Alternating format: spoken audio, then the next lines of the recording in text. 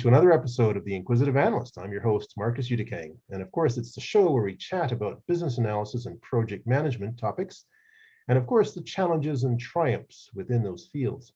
It's inspiring, it's informative, and of course, most of all, it's very much inquisitive. My guest today is founder and director of Agora Insights Limited, a training, mentoring, and consulting service provider for business analysts and business architects. She also has a background in facilitating, business process improvement, and business architecture. So please help me welcome to today's show from Christchurch, New Zealand, Deirdre Caren. Welcome, Deirdre. Thanks, Marcus. Thanks for having me. It's great. Oh, you're very welcome. It's fantastic. Okay, I've got a few questions for you as usual, as I do for my guests. So I thought we'd start by asking how you got to where you are today. Like, what drove you into business analysis as a career? Well, I think I've got a story that's very similar to many people who've been in the industry for a long time, where you kind of get morphed into it, and there was no real massive plan. I started my career doing SAP or SAP administration. And, there was a lot of change happening in the systems. There was lots of integrations going on. And so, we did it. There were a couple of tests done here and there. And this must have been about 99 already, or 2000. So sometime back. And they were bringing out ARIS modeling to work with your SAP systems and have process designs and so forth. And they used this term business analyst, and I was told, well, can you please just go and talk to a whole lot of people and find out what they do? So it was really quite an unusual situation to be in. And I just thought, oh, well, give it a go. And I suppose the rest is history, and the history is quite long and complicated in terms of how my journey has flown from, there've been ebbs and flows as we go through it. But business analysis kind of arrived, and we started bringing change into organizations. So it started for me from more of a systems and training perspective. So we were training people as well as drawing up these processes and looking at the requirements. And then it kind of started moving into something else completely. So yeah, that's my background. Nice, fascinating. Yeah, I remember those SAP days, and I worked a tiny bit with ARIS, so I had a bit of an idea of what it does. But yeah, it's definitely absolutely fascinating software. So traditionally, business analysts, we're considered change agents. We're really facilitators or conduits of change. So what type of change really occurred with you transitioning from a business analyst into business architecture first? And what's really the main focus of business architecture? So when you're a business analyst, you are almost, deep in the field, and you are part of a project that's already been decided, and you are working with a whole group of different people coming up with parts of the solution. And yes, you are the conduit of change because you are grabbing information from one stakeholder and passing it on to the next stakeholder. And what happened for me kind of shifting into BArch, which was almost the same situation just 10 years later from business analyst, was they were starting to look at capabilities. So a big utility I was working with was a major project, literally thousands of people affected. And the shift from kind of process-driven organizations and moving into capability modeling just to be more sustainable, considering the size of the organization. We were kind of said, hey, who wants to learn about business architecture and enterprise architecture? And being a lifelong learner, I like putting my hand up and try new things, So like I said, it was probably about 10, 11 years ago. that they started moving to capability modeling.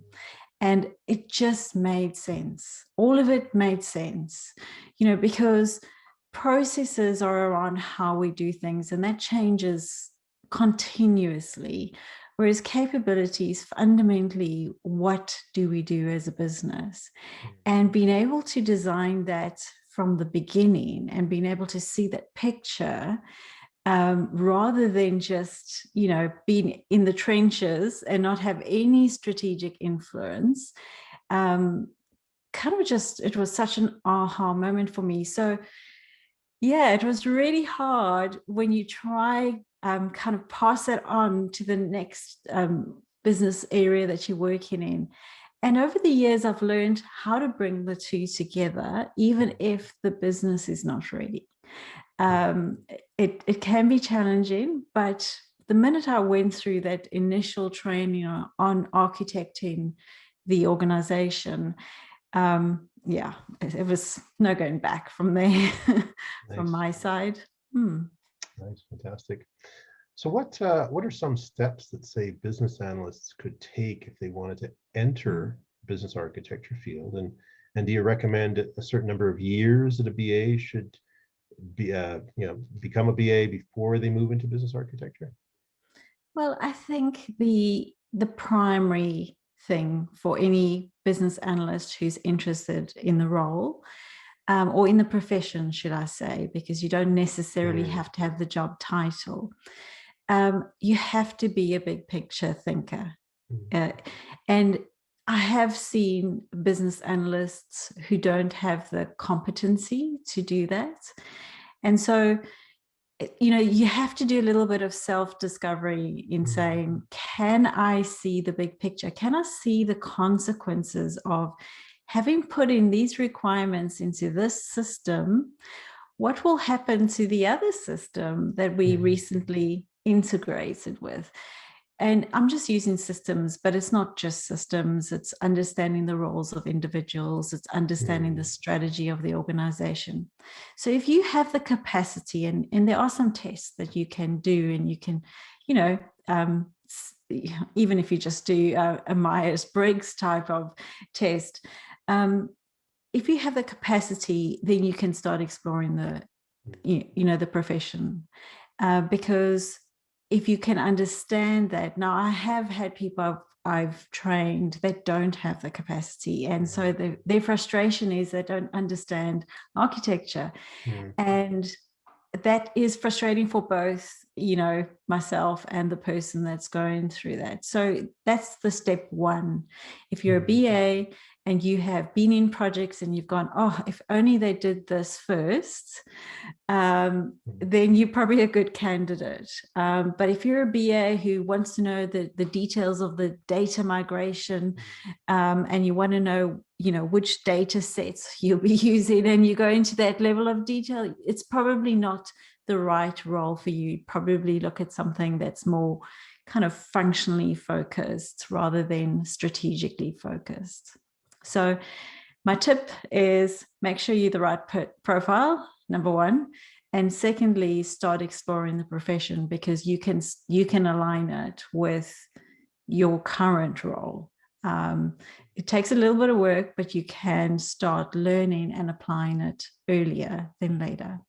Yeah, I think finding one's path is definitely good. What your strengths are, expand those. Can you explain a bit about, you talked about business capability. So let's talk a bit more about business capabilities and value streams. I mean, what do these both encompass? So business architecture has some challenging words, and we really need to understand that the language, the rhetoric, the discourse is key in understanding business architecture. So firstly, capabilities is not about people's ability to do something. So it's not a competency. It's a capability of an organization. So what does a business do? So for instance, if we talk about FedEx delivers to customers. Now, I'm really dumbing it down. There are a few more things that they do, but fundamentally, if you think of the brand and you think of what they do, that doesn't change. How they do it might change over a period of time. They might start digitizing, automating. So how they do it changes. Let's look at Kodak, for instance. Kodak has always been a company that focuses on, taking photos. It's a bit also simplified version. But if you look at how they manage the transition into digital photography and digital tools, as we know, the Kodak moment had quite a significant impact on the organization. Now, as a business architect, you should be able to identify what are the capabilities of this organization and what would be the impact of change on those capabilities, such as your Kodak moments. How would that affect the organization? And another simple way to understand this is, if you were building a house, would you bring a builder in and say, I want to chop down this wall and put a bathroom in here, without having any kind of design? And yet we do that in organizations all the time. So, we want to understand the core foundational building blocks of what our business does. How do we put it together? So we know in different rooms in our house what that room's purpose is, what it does, where do we find the different plumbing and architecture. So capabilities is a foundational piece of business architecture. It's the blueprint of what we do as an organization. And if as an organization we don't know what that is, you can see it'll be challenging trying to change it or change how your business functions. It's not particular to a particular business unit. So what we do as a company, it doesn't matter who's doing it. It's standardized. It's something that we do, and we have standards for it. Value streams on the other side are around how do we develop value. So answering the why of our organization. Why do we provide a digital photographing solution for our customers? Why do we deliver these parcels? Why, so when we talk about value streams, we look at the motivation behind what we do as a business. So, and create that set. Now, it's not a process. And I do know the difference. The two can work together, but they're quite different, because a value stream is around what are the key things that we need to be able to do to deliver to a certain stakeholder or a value to the organization. And so that really helps direct our strategic understanding or strategic goals for our organizations. The one is having the foundation, and the next is looking at, okay, well, what do we want to achieve from this? What are our value streams? So there is a little bit of language to learn when going into business architecture, and it doesn't happen overnight. It probably took me about a month just to understand the words, like truly understand. I don't mean, just overarchingly understand. I mean, to get it, to go, oh, okay, yes, all right, I understand exactly what you mean from that. Yeah, it's always a learning curve. I like this concept, that visual concept of the foundation and building the house, and you don't want to take out this wall or that wall or add this or that without talking to people about it and planning. Yeah, that's well, good. A simple story is if we mimicked what we do as business analysts. So let's say we go and we talk to everybody who lives in the house. Okay, so you've got a daughter, you've got a son, you've got mom and dad, and maybe Graham has a spot to stay as well. And you said, what would you like in the house? A user story. And Gran said, I want a toilet. And daughter said, I want a toilet. And dad says, I want a toilet. And mom says, I want a toilet. And son says, I want a toilet. We would have 5 toilets in the house. And this is what we do in business, which, because we haven't brought it all together in terms of what is it that we want to achieve, we end up duplicating our efforts. And so, we wouldn't do it in practical real life where we are building our house. We'd look at it and go, we don't need 5 toilets. We maybe need 2. But somehow in our virtual business world, that kind of gets missed along the way. And this is where architecture can really help solve some of those problems that we experience. Very nice. On the subject of also business architecture, core competencies, what are some core competencies of business architecture? So, as I mentioned, your big picture thinking. So being able to not only understand what people are saying, but being able to visualize it in a way that they recognize what is it? What are these kind of building blocks that we have in our organization? As with business analysts as well, you have to have great communication skills. You've got to be able to listen and pull out from the other person what is happening. And like I say, if you were playing the role of an architect building a house, you would be doing these things anyway. You'd want to discover what are they looking for, what is their experience, but you'd also do a bit of homework. How a building code works, what the structure is behind it, what the possibilities are or aren't.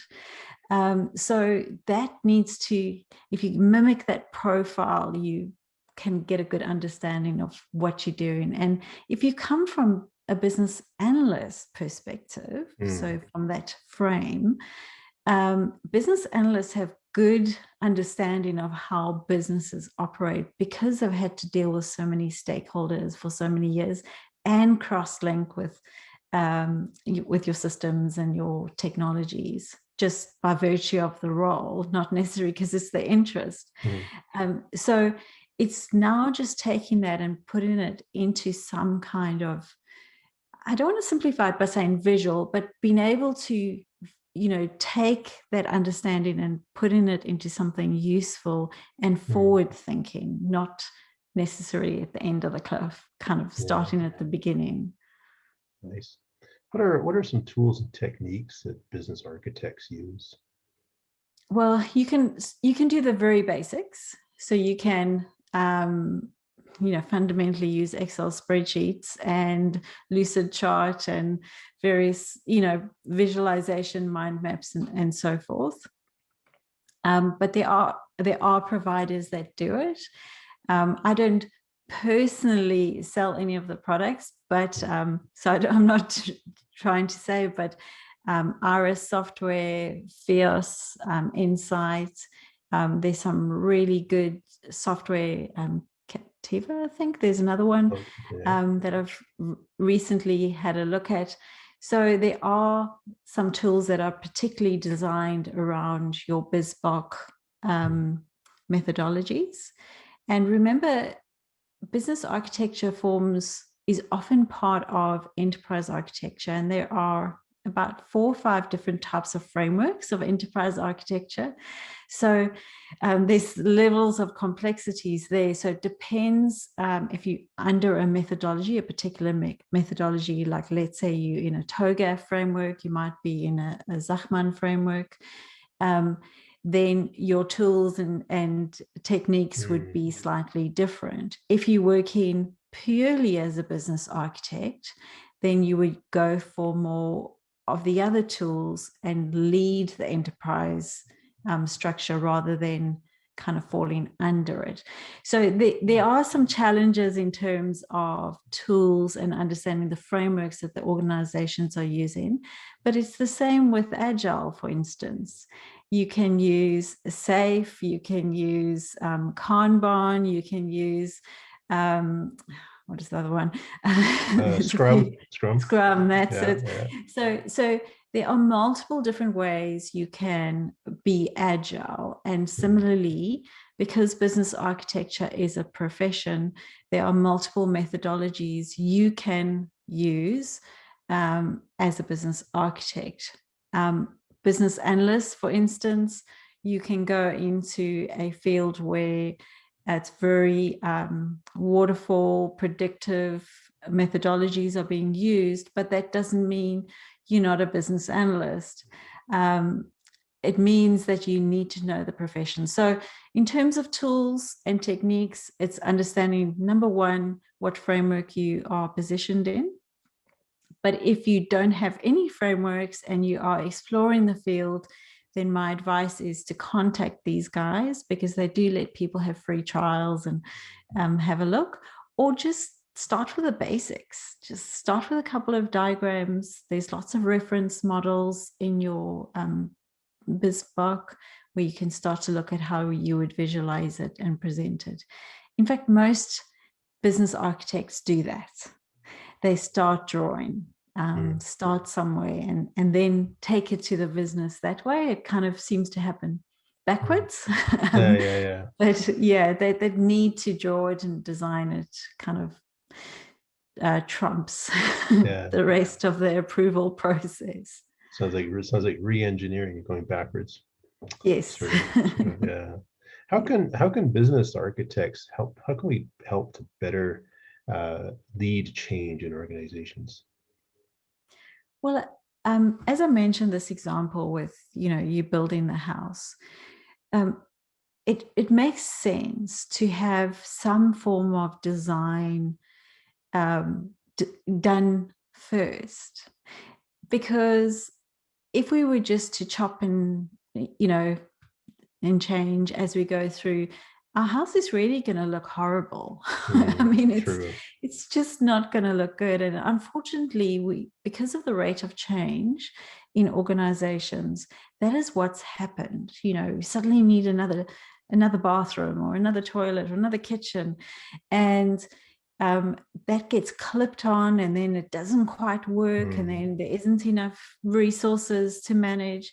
So businesses could really benefit from having some kind of understanding of how this all is working, and when they do change or have initiatives, what the common impact is. So what's the result of you making that decision? Now, obviously, it's not a perfect science, but it's still better than chopping and changing and kind of managing that. Certainly, it's better to have a plan. Can business architects provide better governance within organizations? And if so, how can we do that? I feel yes. Obviously, everyone has their own opinions, so I'll just share mine. Well, fundamentally, if you have a capability, and let's use a basic story. Let's say your capability is to respond to customer queries. And let's say you work in an organization that has 3,000 staff. Now, do they all do it differently? So if I phone, one division or one business unit, how are they responding to me as a customer versus a different business unit?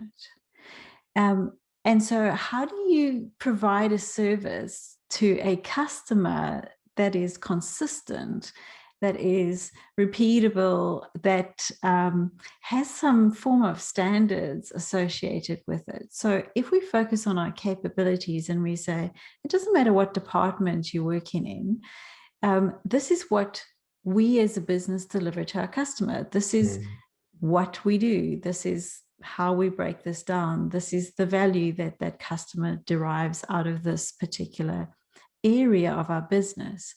So it can really help businesses focus on not only which areas they potentially are performing poorly in, how many people are involved, but also stop them from having these little projects all over the place that never quite marry.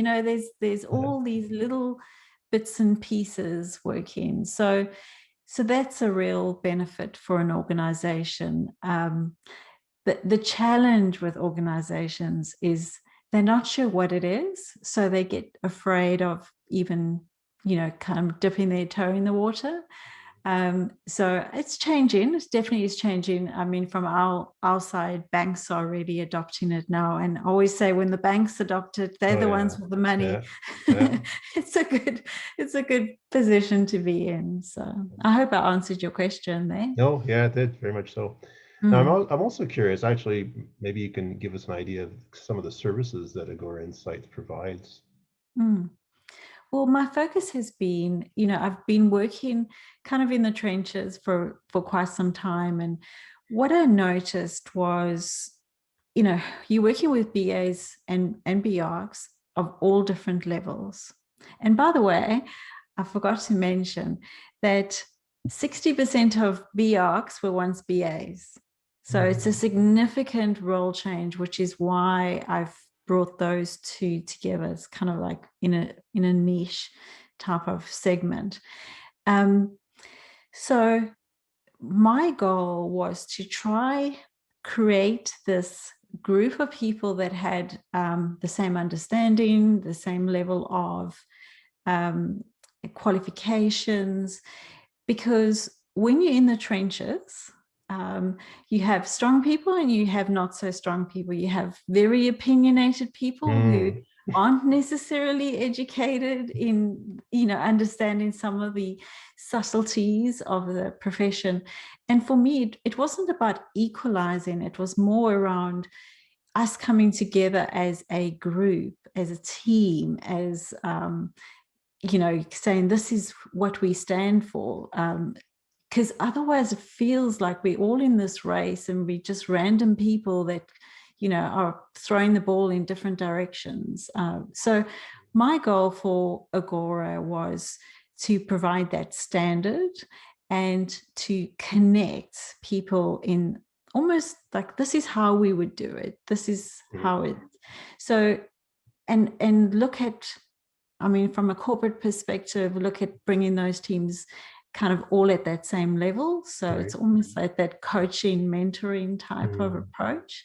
And then looking at building the confidence through competence. So the confidence for most BAs, actually, which is ironic, comes from being certified.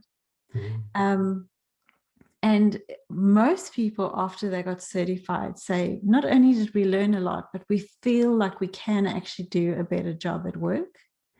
And so even if you don't follow anything that you've learned, you walk away the confidence to know you've made the right decision. So that's kind of where we focused, is skills-based training, mentoring and coaching, to build the profession of both business analysis and business architecture. Fascinating, well articulated. How can, if anyone from the audience wants to get in touch with you, how can they do so? There's two primary ways. I'm a LinkedIn person, so I have it on my device. And obviously, if you connect with me via LinkedIn, then a message is the quickest way to get in touch. And then the next is via the website, because you will at least be able to see the different, you can, get some FAQs and that. So agorainsights.com. And that's fundamentally the two areas. So I'm very busy in those two areas. I'm not the best at email, I'm not going to lie. But, so if you're really keen on getting hold of me, and by the way, Agora is actually from ancient Greece. Okay. It means, Agora was the marketplace in ancient Athens. And so that was where philosophers and different people met, so business people, just general community. And so I just thought it was a nice way to describe what we do as analysts and architects, coming together and kind of bringing all of those strange pieces together. Nice. I like that. It's sort of this holistic, all coming together. Very nice. Very well said. All right. Well, I actually thank you very much. This has been very, very informative. This has been very, actually, you are extremely articulate. And I just like sitting back and listening to you. Wow, this is just knowledge seeping out. So it's certainly a motivation for people to sign up with Agora if they want to, or alternatively just to take to take insight into what you've said. So thank you for being on the show. It's been fantastic. Thank you. And thanks for the invite again. I really appreciate it. And it's wonderful having this platform to be able to meet people from all over the world and share our very similar stories. Yes, no, it very much is. And the more you realize, the more you listen to the videos, the more you realize we're really all more the same than we are different, right? Absolutely. So, absolutely. fantastic. Well, have yourself a great day. And Thank you. Hey, come back anytime. Thanks, Marcus. You're welcome. Bye. You too.